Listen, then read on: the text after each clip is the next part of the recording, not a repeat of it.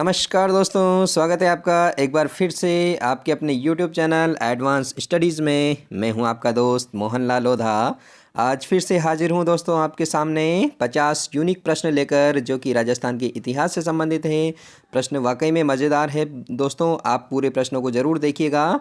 ये सारे प्रश्न राजस्थान हिंदी ग्रंथ अकादमी की जो पुस्तक है उसमें से लिए गए हैं। तथ्यात्मक भी है और कंसेप्चुअल भी है, तो सारे प्रश्न यूनिक तरीके से समायोजित किए हैं। तो वीडियो को अंत तक ज़रूर देखिएगा दोस्तों। आशा करता हूँ आपकी तैयारी बहुत अच्छी चल रही होगी। आपकी परीक्षा बहुत नज़दीक है। आप इस समय ज़्यादा से ज़्यादा ऑब्जेक्टिव क्वेश्चन सोल्व कीजिए और जो भी टॉपिक आपका कमज़ोर है उसका रिवीजन करते रहें दोस्तों। ओके दोस्तों यदि आप चैनल पर नए हैं तो प्लीज़ चैनल को सब्सक्राइब करिए, वीडियो को लाइक करिए और अपने दोस्तों के साथ शेयर करिए। ओके दोस्तों, शुरू करते हैं आज के इस वीडियो लेक्चर का पहला प्रश्न ये रहा दोस्तों, निम्नलिखित में से कौन सा विकल्प गलत है? कौन सा विकल्प गलत है आपको बताना है। जगन्नाथ राय प्रशस्ति के रचयिता कृष्ण भट्ट तेलंग है। जी हाँ दोस्तों, बिल्कुल सही है। बी वाला देखिए, खेरोदा ताम्रपत्र से एकलिंग जी में महाराणा कुंभा द्वारा दान दी गई भूमि का उल्लेख मिलता है। जी हाँ दोस्तों, बिल्कुल मिलता है। सी वाला देखिए, आहड़ ताम्रपत्र में प्रतिहार राजाओं की वंशावली मिलती है, तो इसको देखना है दोस्तों।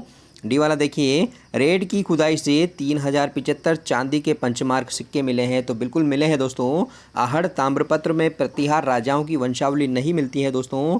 यहाँ से चालुक्य, जी हाँ दोस्तों, चालुक्य या सोलंकी, जी हाँ दोस्तों, चालुक्य या सोलंकी जिनका शासन गुजरात में रहा है और माउंट आबू वाले क्षेत्र में रहा है, तो इनसे संबंधित विवरण मिलता है किसमें? आहड़ ताम्रपत्र में। तो सोलंकी या चालुक्य शासकों की वंशावली मिलती है आहड़ ताम्रपत्र में, न कि प्रतिहार राजाओं की। ओके, तो सी वाला विकल्प आपका सही हो जाएगा। नेक्स्ट देखिएगा दूसरा प्रश्न, भट्टी काव्य में किस रियासत के राजवंशों का इतिहास मिलता है? तो दोस्तों आपको पता होगा, भट्टी यानी कि भाटी। जी हाँ दोस्तों, भाटियों का राजस्थान में किस रियासत में शासन रहा? तो जैसलमेर में रहा। जी हाँ दोस्तों, जैसलमेर में रहा, तो जैसलमेर राजवंश का इतिहास मिलता है किसमें? भट्टी काव्य में। ये यादव वंश से संबंधित है दोस्तों। यादव वंश का राजस्थान में एक और जगह शासन था, वो था करौली में, तो उसको भी आप याद रखना। तीसरा प्रश्न, महाराणा राज सिंह के समय सदाशिव द्वारा लिखित राज रत्नाकर में कितने सर्ग हैं? तो दोस्तों इसमें 22 सर्ग हैं। जी हाँ दोस्तों, कितने सर्ग हैं? 22 सर्ग हैं दोस्तों। कुवलय माला में 18 देसी भाषाओं का उल्लेख मिलता है, इसको भी आप याद रखना। लेकिन प्रश्न है, महाराणा राज सिंह के समय सदाशिव द्वारा लिखित राज रत्नाकर में कितने सर्ग हैं? तो 22 सर्ग हैं, इनको याद रखना। इस प्रकार के प्रश्न भी पूछे जा रहे हैं अधीनस्थ सेवा चयन बोर्ड द्वारा। चौथा प्रश्न, गिलुंड सभ्यता के संदर्भ में कौन सा विकल्प क्या है? सही नहीं है, यानी कि गलत है। तो कौन सा गलत है दोस्तों, बताना है आपको। यह राजसमंद जिले में बनास नदी के तट पर स्थित है, बिल्कुल सही है। इसका उत्खनन ब्रजवासी लाल के निर्देशन में किया गया, ये भी सही है दोस्तों। यहाँ से ताम्रयुगीन सभ्यता के अवशेष मिले, ये भी बिल्कुल सही है दोस्तों। यहाँ से एक मकान के अवशेष मिले जिसकी दीवारें पक्की ईंटों की बनी थी, तो दोस्तों पक्की ईंटों की नहीं बनी थी। इस मकान की दीवारें किस ईंटों से बनी थी? कच्ची ईंटों से बनी थी, इसलिए ये वाला विकल्प आपका सही नहीं है और यही आपका आंसर हो जाएगा। ओके दोस्तों, पांचवा प्रश्न देखिएगा, कौन इतिहासकार मेवाड़ के गुहिलों को ईरान के बादशाह नौशेरवा के वंशज बताता है? तो दोस्तों कौन है दोस्तों? तो ये है दोस्तों अबुल फजल। जी हाँ दोस्तों, अबुल फजल जो है वो मेवाड़ के गुहिलों को ईरान के बादशाह जो नौशेरवा आदिल थे उनके वंशज बताता है। छठा प्रश्न, निम्नलिखित में से कौन सा विकल्प गलत है शहर और स्थापना वर्ष के संदर्भ में? तो जयपुर 1527, उदयपुर 1559 बिल्कुल सही है दोस्तों। बीकानेर 1488 बिल्कुल सही है दोस्तों। अजमेर 1113 बिल्कुल सही है दोस्तों। जयपुर की स्थापना 1527 में नहीं 1727 में, नवंबर 1727 में हुई थी, तो ए वाला विकल्प आपका बिल्कुल सही हो जाएगा। ओके दोस्तों, नेक्स्ट देखते हैं सातवां प्रश्न, वागीश्वर, जनार्दन, विश्वरूप व आशाधर किसके आश्रयी विद्वान थे दोस्तों?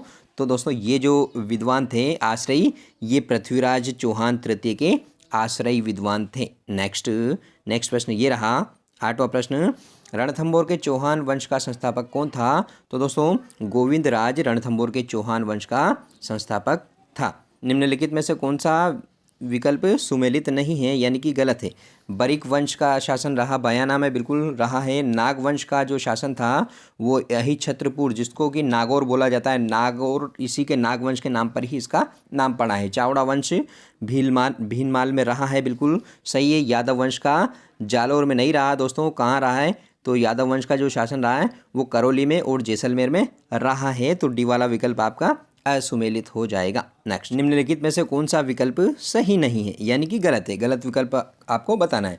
मुंज परमार को कविवृष भी कहा जाता है। जी हाँ दोस्तों, इसको कविवृष कहा जाता है। नव सहसांक चरित के रचिता पद्मगुप्त मुंज परमार का दरबारी था, तो बिल्कुल था दोस्तों। वल्लभ, मेरुतुंग, वररुचि, सुबंधु, अमर, राजशेखर, माघ, धनपाल व मानतुंग आदि सिंधु राज के दरबारी नहीं थे दोस्तों, ये दरबारी थे भोज परमार के। जी हाँ दोस्तों, भोज परमार जो कि सबसे शक्तिशाली परमार शासक हुआ है, भोज परमार के ये दरबारी विद्वान थे दोस्तों। और डी वाला देखिए, भोज परमार ने चित्तौड़ में त्रिभुवन नारायण मंदिर का जो प्रसिद्ध मंदिर है, शिव मंदिर है, उसका निर्माण करवाया था दोस्तों। इसका जीर्णोद्धार मोकल ने करवाया था, इसलिए इसको वर्तमान में मोकल का मंदिर भी कहा जाता है। तो इसका सही आंसर हो जाएगा दोस्तों, क्योंकि गलत विकल्प पूछा है तो सी वाला विकल्प आपका गलत है, क्योंकि सिंधु राज की जगह यहाँ क्या आना चाहिए? भोज परमार। जी हाँ दोस्तों, भोज परमार आना चाहिए था, बाकी सारे विकल्प सही है। 11वां प्रश्न, पाणिनि द्वारा रचित अष्टाध्यायी में विवरण मिलता है, किसका मिलता है? योद्धे के जांगल देश का, या भीनमाल के परमार वंश का, या करौली के यादव वंश का, या आमेर के कछवाहा वंश का। तो दोस्तों इसमें योद्धे के जांगल देश का मिलता है दोस्तों, किसका मिलता है? योद्धे के जांगल देश का इसमें विवरण मिलता है। नेक्स्ट, 12वां प्रश्न, मई 1711 में मराठों ने राजस्थान की किस रियासत के अधीनस्थ क्षेत्र से सर्वप्रथम धन एकत्रित किया था? दोस्तों धन एकत्रित करने की बात आए तो धन एकत्रित करने की या चौथ वसूली की, तो सर्वप्रथम मेवाड़ के अधीनस्थ क्षेत्रों से इन्होंने 1911 में धन एकत्रित किया था, चौथ और सरदेश मुखी वसूल किया था। जबकि आंतरिक मामलों में हस्तक्षेप की बात आए तो बूंदी के आंतरिक मामलों में सबसे पहले मराठों ने हस्तक्षेप किया था। नेक्स्ट प्रश्न देखिएगा, 13वां प्रश्न, निम्नलिखित युद्धों को कालक्रमानुसार आपको व्यवस्थित करना है दोस्तों।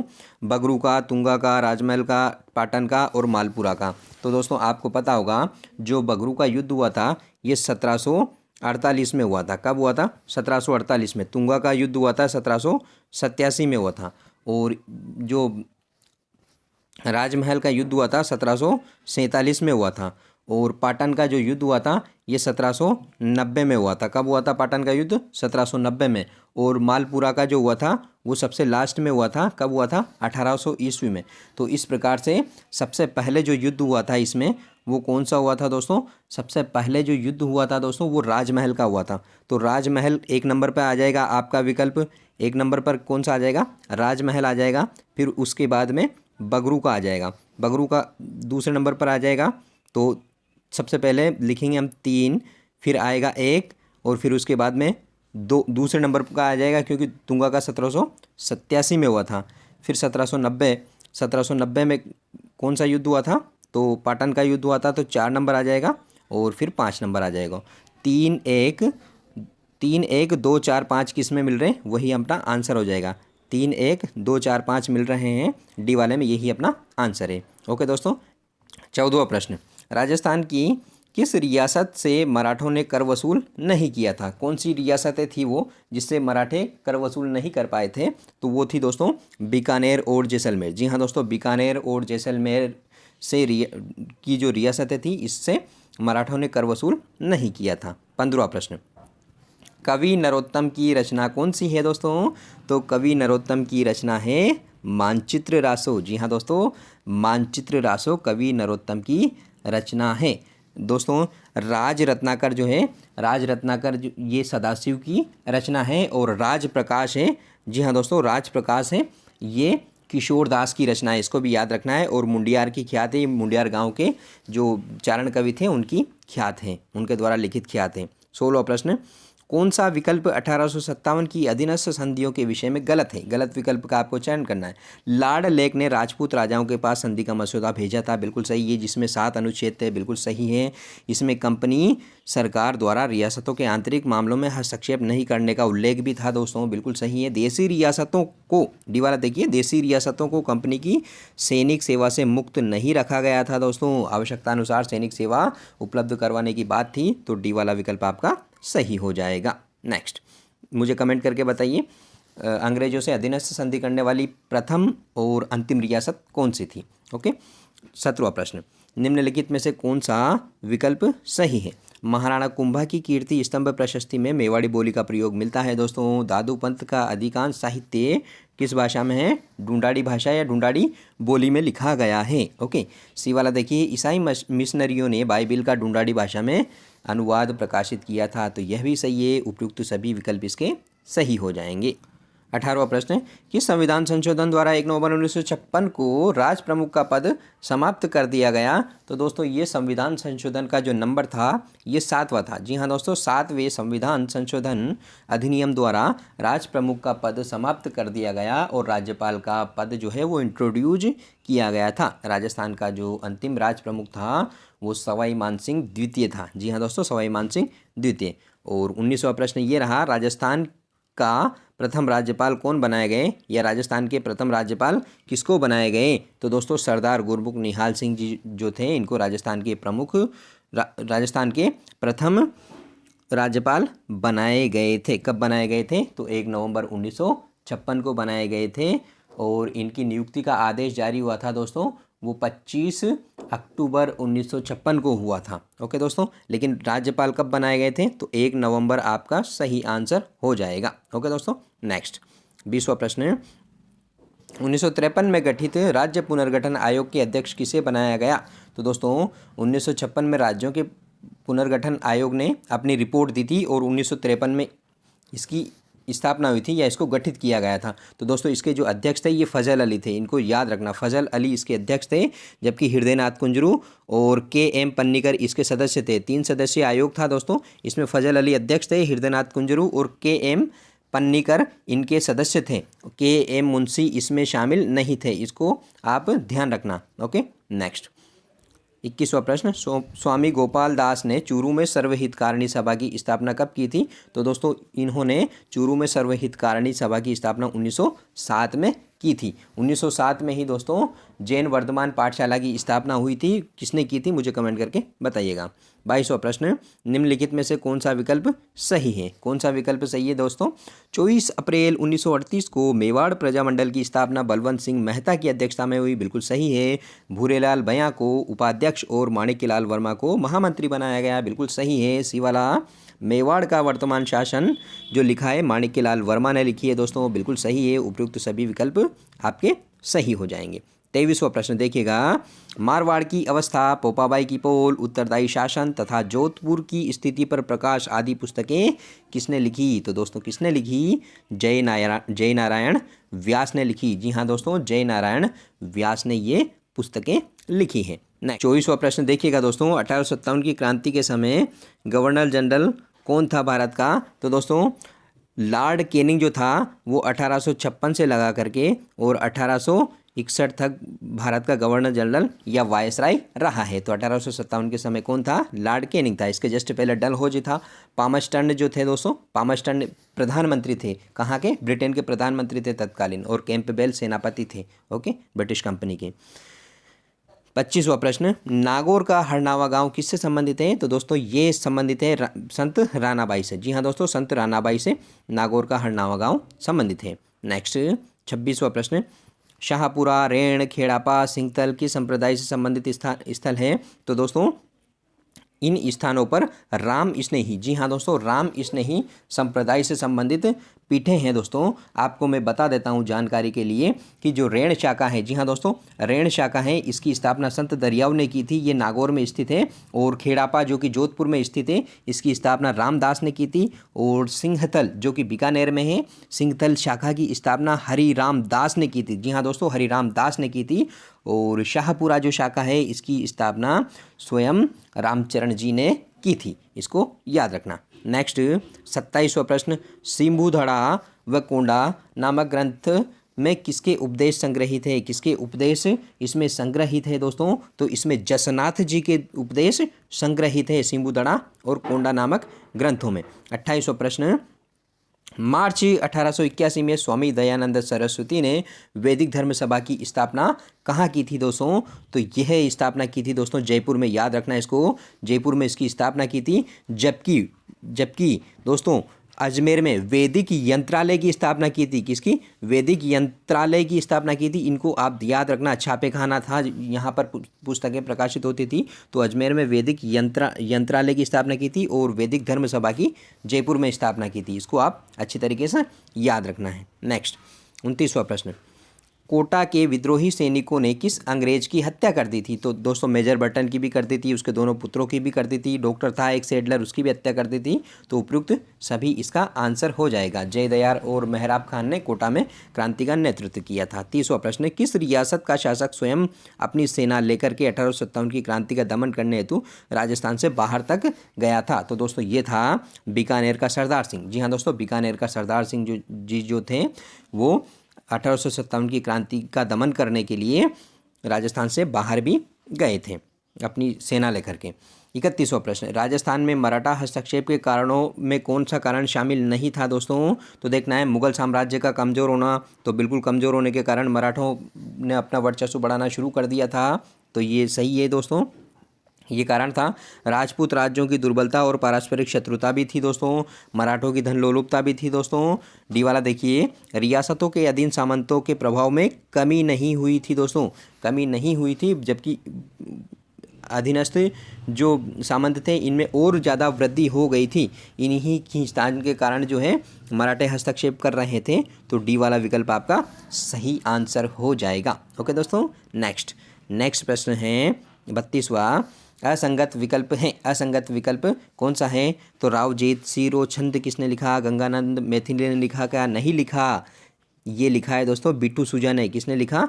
बिट्टू सूजा ने लिखा है। तो ये वाला विकल्प आपका असंगत हो जाएगा, गलत हो जाएगा। जबकि रायसिंह महोत्सव रायसिंह ने लिखा है, साहित्य कल्पद्रुम कर्ण सिंह ने लिखा है, शुक सप्तति चिंतामणि भट्ट ने लिखा है। तो 32वें प्रश्न का आंसर क्या हो जाएगा? ए वाला आपका आंसर हो जाएगा, क्योंकि राव जेत सिरो छंद गंगानंद मैथिली ने नहीं बल्कि बिट्टू सूजा जी ने लिखा है। ओके, नेक्स्ट प्रश्न देखते हैं 33वां प्रश्न, असंगत विकल्प है कौन सा है? तो कलयुगी कर्ण लूणकर्ण को कहा जाता है, राजपुताने का कर्ण राय सिंह को कहा जाता है, जालंधर बादशाह कर्ण सिंह को कहा जाता है, और पीथल दोस्तों सूर सिंह को नहीं कहा जाता है। पृथ्वीराज राठौड़ को राजस्थानी साहित्य में पीथल कहा जाता है, जबकि महाराणा प्रताप को पाथल कहा जाता है। तो डी वाला विकल्प आपका सही हो जाएगा। 34वां प्रश्न देखिए, विभिन्न प्रकार की मांड गायकी से संबंधित नहीं है क्षेत्र और ताल। जी हाँ दोस्तों, क्षेत्र और ताल की बात हो रही है। तो उदयपुरी मांड जो है दोस्तों ताल धीमा है इसकी, जयपुरी मांड की ताल कहरवा है, बीकानेरी मांड की ताल दीपचंदी है, जबकि जोधपुरी मांड की ताल कलावंत नहीं है दोस्तों। डी वाला विकल्प आपका सही हो जाएगा। नेक्स्ट 35वां प्रश्न, नत्थाराम की मंडली किसके लिए प्रसिद्ध है? तो दोस्तों नत्थाराम की मंडली है ये नौटंकी के लिए प्रसिद्ध है। मेवात क्षेत्र में नौटंकी नाटक होता है, तो इसी से ये संबंधित है। 36वां प्रश्न, निम्नलिखित में से कौन सा विकल्प सही नहीं है यानी कि गलत है? तो देखिए ए वाला, राजस्थान में क्रांतिकारी गतिविधियों की शुरुआत 1905 के स्वदेशी आंदोलन से मानी जाती है। तो बिल्कुल सही है। आर्य समाज और रासबिहारी बोस की राजस्थान के क्रांतिकारी आंदोलन में महत्वपूर्ण भूमिका थी, तो बिल्कुल थी। सी वाला देखिए, 21 फरवरी 1915 को क्रांतिकारियों ने सशस्त्र क्रांति की तिथि निश्चित की थी रासबिहारी बोस की अध्यक्षता में, तो बिल्कुल सही है दोस्तों।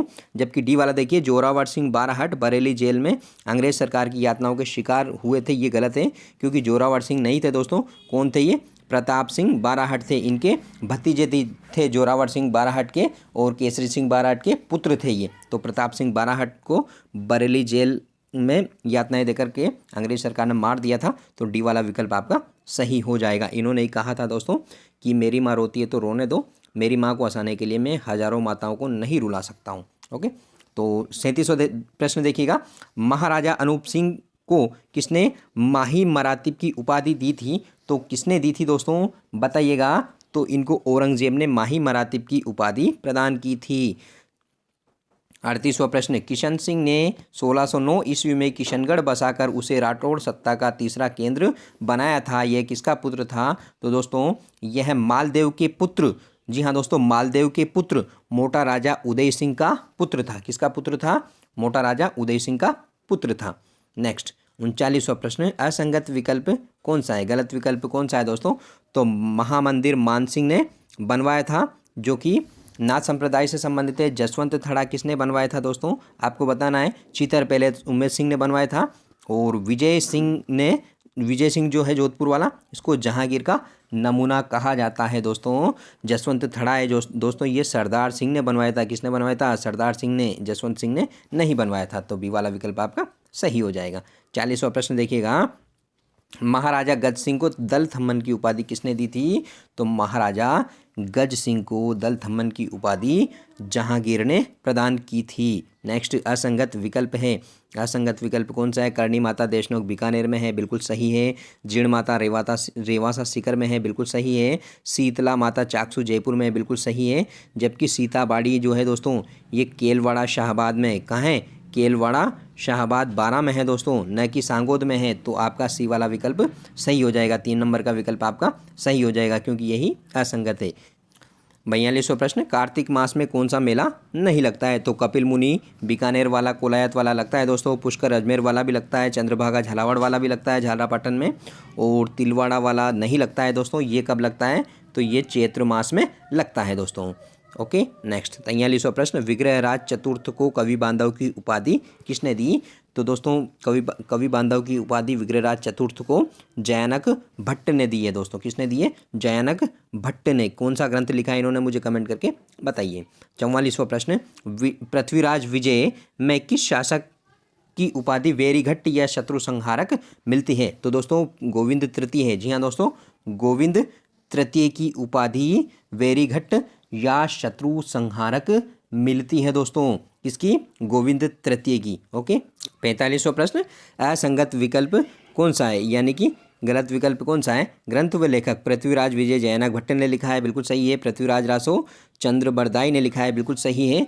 और तीसरा ललित विग्रहराज आशाधर ने नहीं लिखा है दोस्तों, सोमदेव भट्ट ने लिखा है। किसने लिखा? सोमदेव भट्ट ने। तो ये वाला विकल्प आपका गलत हो जाएगा। जबकि हरिकेली जो नाटक है विग्रहराज चतुर्थ ने लिखा है। तो तीसरा विकल्प आपका सही हो जाएगा। नेक्स्ट 46वां प्रश्न, राजपूत जीवन संध्या किसकी रचना है? तो दोस्तों रमेश चंद्र दत्त या आर.सी. दत्त की ये रचना है। ओके।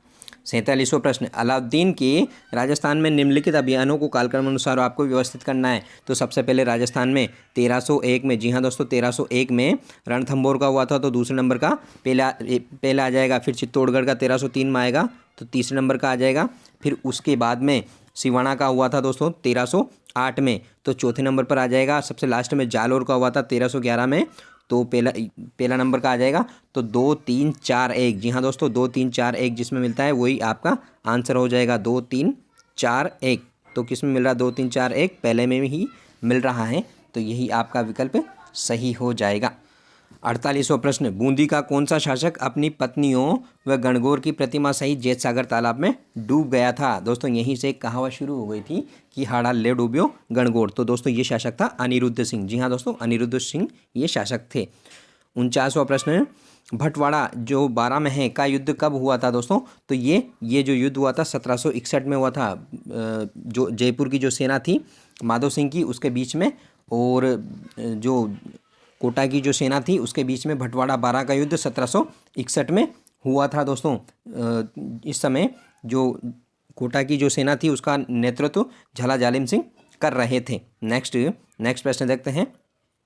50वां प्रश्न, करौली के किस शासक को ब्रिटिश सरकार ने 1857 की क्रांति में विशेष सहयोग से खुश होकर grand commander of the order of star of India यानी कि GCC की उपाधि प्रदान की थी?